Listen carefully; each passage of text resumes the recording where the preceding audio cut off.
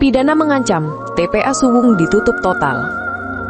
TPA Suwung akhirnya ditutup total bukan karena pemerintah tiba-tiba ingin membuat drama akhir tahun, tetapi karena aturan negara sudah lama berteriak dan kita pura-pura tuli.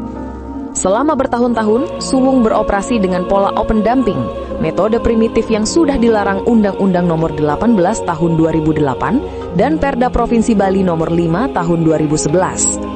Yang terus memaksa TPA ini tetap menerima sampah, sesungguhnya sedang bermain-main dengan pasal pidana. Ini bukan ancaman basa-basi, pejabat yang membiarkan open dumping berjalan bisa dipidana.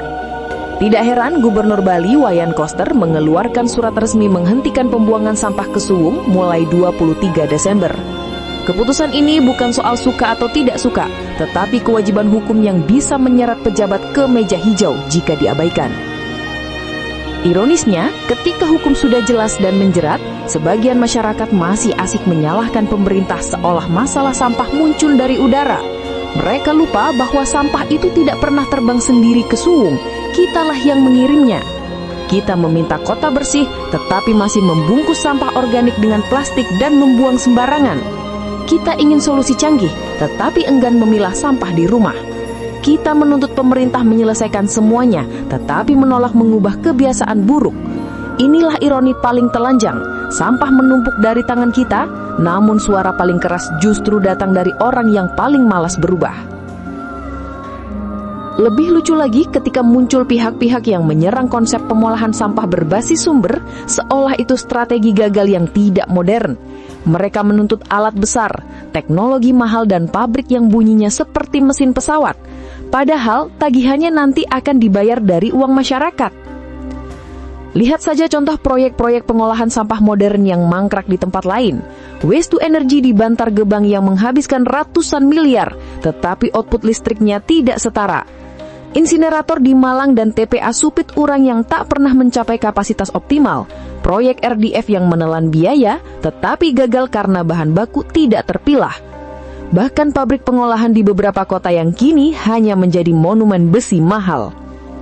Semua gagal bukan karena teknologinya jelek, tetapi karena dasarnya perilaku memilah sampah di sumber tidak pernah dibangun. Tanpa fondasi, teknologi secanggih apapun hanya jadi museum. Justru disinilah letak kejernihan strategi Koster sejak awal, memperkuat pemilahan berbasis sumber karena itu satu-satunya cara yang selaras dengan undang-undang, paling murah dan paling mungkin dijalankan oleh masyarakat. Solusi ini tidak seksi, tidak bergeming seperti pabrik besar, tetapi inilah fondasi yang membuat pengolahan sampah benar-benar berjalan. Namun banyak yang mentertawakan konsep ini, padahal mereka tidak pernah membaca bahwa open dumping bisa menyeret pejabat ke penjara.